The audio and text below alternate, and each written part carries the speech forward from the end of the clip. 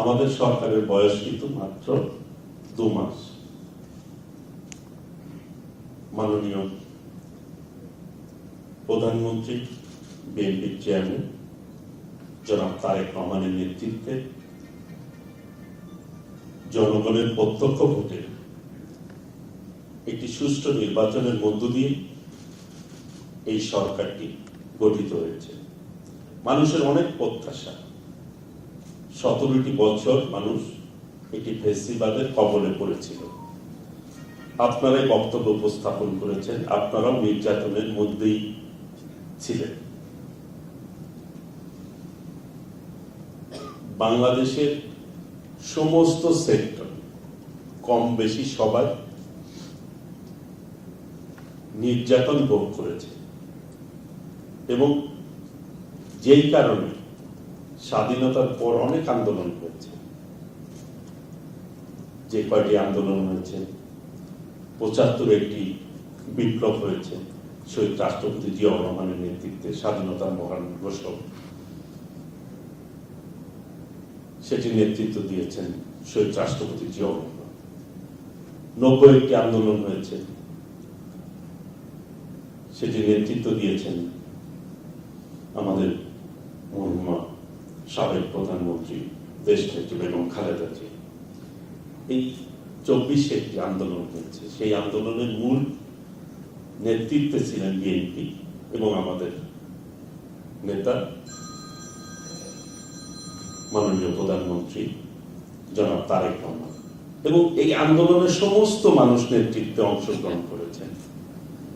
ছাত্র জনতা ঐক্যবদ্ধ আন্দোলন হয়েছে। এমন কোন লোক নাই, পেশার মানুষ নাই যারা এই 24 আন্দোলনে অংশগ্রহণ করেন না, কারণ কম বেশি সবাই কিন্তু ইফেক্টেড হয়েছে। কাজেই আজকের বাস্তবতায় এই দেশটাকে এগিয়ে নেওয়ার ক্ষেত্রে সবাইকে একযোগে কাজ করতে হবে। এখানে পলিটি এবং ফিডের যারা আপনারা এখানে কাজ করছেন, শামসুল্লাহ আলিফিন খালিদ ভাই অনেক সুন্দরভাবে উপস্থাপন করেছেন। আমি তন্ময় হয়ে শুনছিলাম ওনার উপস্থাপনা এবং প্রেজেন্টেশনটা এত সুন্দরভাবে উনি দিয়েছেন।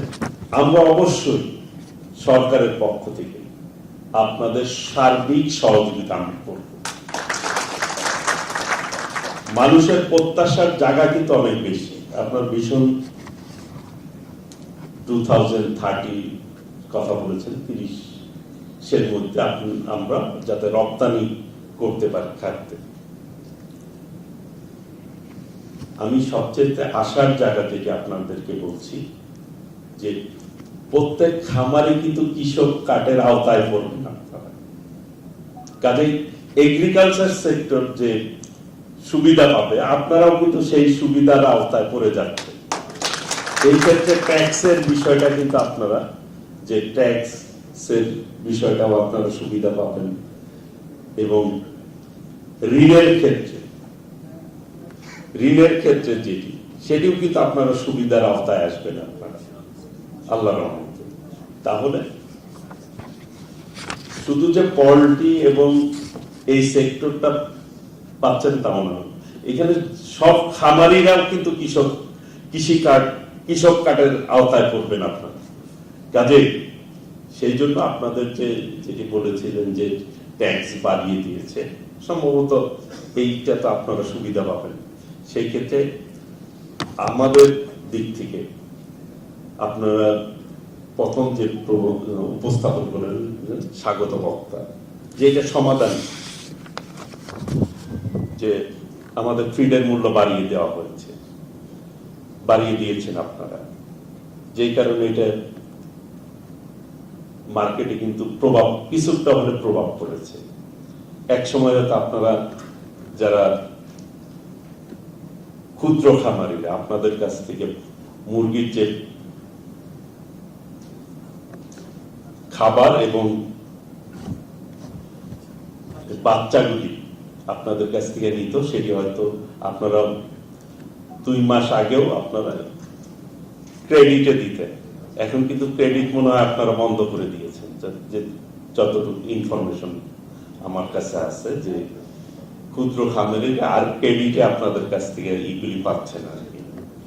কাজেই ক্ষুদ্র খামারিদেরকেও কিন্তু আপনাদেরকে বাঁচিয়ে রাখতে হবে। ক্ষুদ্র খামারিরা যত বেশি, যেটি খালিদ ভাই বলছিলেন, যে ক্ষুদ্র খামারিরা যদি বেঁচে না থাকে তাহলে কিন্তু উপরের খামারিরাও এক সময় বেঁচে থাকবে না।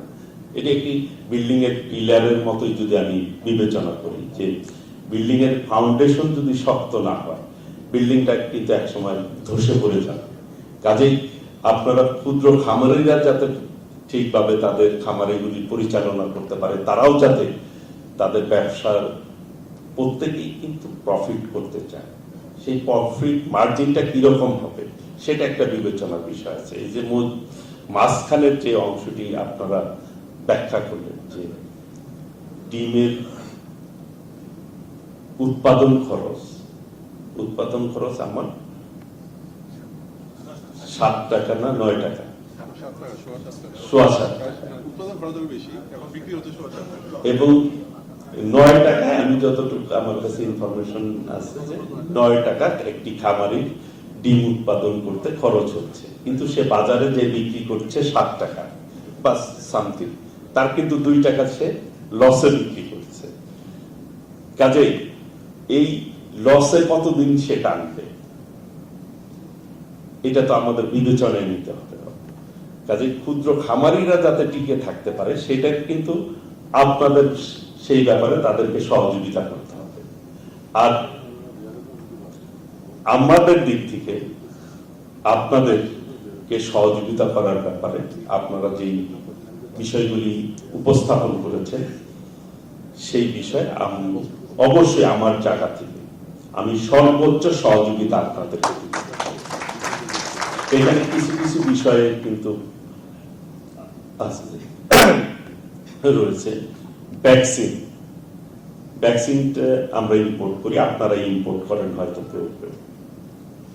ভ্যাকসিনের বিষয়টি কিন্তু অত্যন্ত দক্ষতার সহিত এবং সততার সহিত এটি দেখতে হবে। ভ্যাকসিন যা আসছে সেটি কি সঠিকভাবে প্রয়োগ হচ্ছে, না ভ্যাকসিনটা ঠিকভাবে যেটি আমি আমদানি করছি খামারিদের মধ্যে ডিস্ট্রিবিউশন করছি সেটির মানটা ঠিক আছে কিনা, এই ব্যাপারে যারাই সম্পৃক্ত রয়েছেন তাদেরকে কিন্তু অনেস্টির সাথে সেই বিষয়টি কিন্তু আপনাদের দেখা উচিত। কারণ এই আমরা প্রোটিন জাতীয় যে খাবারটি সেটি আপনারাই সার্ভ করে থাকেন। কাজে খাদ্যে যদি কোনো ভেজাল থাকে বা ভ্যাকসিনে যদি কোনো আমাদের ভেজাল থাকে সেই বিষয়টা কিন্তু যারা সংশ্লিষ্ট এর সাথে জড়িত আছেন তারা এই বিষয়টি সর্বোচ্চ সতর্ক থেকে আপনারা দয়া করে কাজ করবেন। আমরা আবারও বলছি আপনাদেরকে যে আমাদের সহযোগিতার হাত সবসময় প্রসারিত থাকবে আপনাদের ক্ষেত্রে, কারণ আপনাদের মাধ্যমে এই দেশের মানুষের খাদ্যের যে চাহিদা একটি বড় অংশ, বৃহৎ অংশ আপনাদের মাধ্যমে কিন্তু সেটি আমরা মিট আপ করে থাকি। কাজেই আমি আর বেশি কথা বলবো না। আপনাদের আজকের এই মত বিনিময়ে অবশ্যই আমাদের সহযোগিতা হবে, উপকারে আসবে। পারস্পরিক যেটি বলেছেন যে সকলের ক্ষেত্রে উইন উইন সিচুয়েশন থাকতে হবে। ভোক্তা যাতে বুঝে যে তার যে জিনিসটি পাচ্ছে সেটি একটি সহনশীল দামে পাচ্ছে, যে বিক্রেতা তারও বুঝতে হবে যে আমি যে বিক্রি করছি তারও কিছু প্রফিট থাকবে, এটাই স্বাভাবিক। কিন্তু অতিরিক্ত যাতে প্রফিট কেউ না করে, ভোক্তার উপরে যাতে অতিরিক্ত চাপ না পড়ে সেই বিষয়টি কিন্তু আপনাদের সকলেরই বিবেচনা করতে হবে। কারণ এই দেশটি আমাদের সকলের সবার, যেটি আমাদের প্রিয় প্রধান অতিথি প্রধানমন্ত্রী, মাননীয় প্রধানমন্ত্রী, আমাদের অভিভাবক জনাব তারেক রহমান, উনি কিন্তু একটি কথা বলেছেন, আমরা নির্বাচনে একটি কথা বলেছি, সবসময় বলে থাকি, সবার আগে বাংলাদেশ। এই দেশটাকে সকলে মিলে বাঁচিয়ে রাখতে হবে। এই দেশটাকে সকলে মিলে ঐক্যবদ্ধভাবে এই দেশটিকে এগিয়ে নিয়ে যেতে হবে। দেশপ্রেমকে বুকে ধারণ করে আমাদেরকে পথ চলতে হবে, সকলে মিলে বাংলাদেশটাকে গড়ে তুলতে হবে। এই ক্ষেত্রে দেশের স্বার্থের ক্ষেত্রে আমরা কোনোভাবে কাউকে ছাড় দিব না। কাজেই আমাদের যদি ভুল থাকে সেটা আপনারা বলবেন যে আমাদের পদক্ষেপে ভুল হচ্ছে।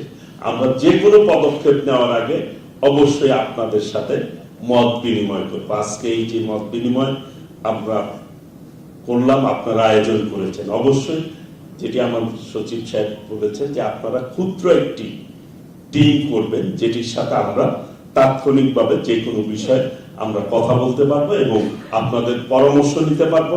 আগামী দিনে ইনশাল্লাহ আমরা সকলে মিলে একটি সুন্দর বাংলাদেশ উপহার দিব, যেটি আমাদের মাননীয় প্রধানমন্ত্রী চাচ্ছেন, এবং বাংলাদেশের মানুষও কিন্তু এখন একটি পরিবর্তন চায় যে